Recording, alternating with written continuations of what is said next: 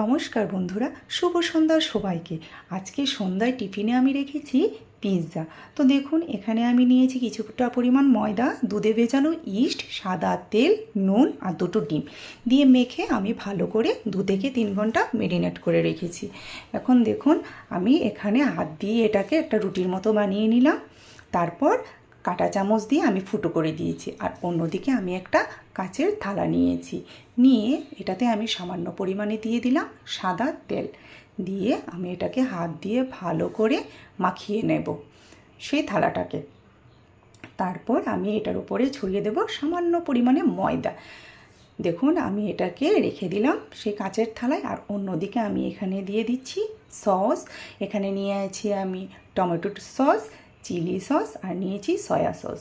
3টে সস একসঙ্গে করে আমি ভালো করে সেই রুটিটাই মেখে দিয়েছি। তারপর দেখুন, মেখে অপর দিকে আমি এখানে কিউব কিউব করে কেটে রাখা সবজিগুলি দিয়ে দেব। প্রথমে দিয়ে দিচ্ছি টমেটোগুলো দেওয়ার পর তারপর দিয়ে দিলাম কিউব করে কেটে রাখা পেঁয়াজ।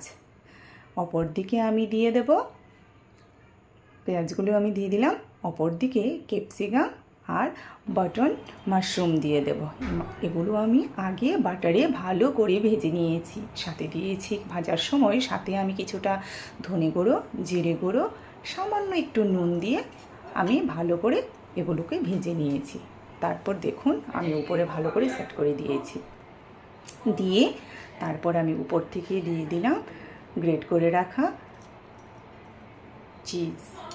ঠিক আছে, আমার কাছে তো মজরেলা চিজ নেই, আমি দোকানে যেরকম চিজ পেয়েছি তো সেটাই এনে আমি দিয়েছি। এখন দেখুন, আমি এটাকে ওভেনে সেট করে দেব। দেখুন, আমি কাচের থালাটা বসিয়ে দিলাম, বাস।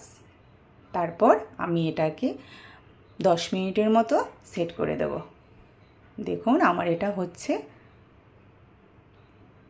আমি প্রথমবার পিৎজা বানাচ্ছি, জানি না কীরকম হবে, তবে আমি চেষ্টা করছি বানানোর জন্য। এই হলো আমার পিৎজা। তো বন্ধুরা, আমার ভিডিওটা যদি ভালো লেগে থাকে আপনাদের, তাহলে অবশ্যই লাইক, কমেন্ট, শেয়ার করে দেবেন। ধন্যবাদ সবাইকে। আজকের জন্য এটুকুই।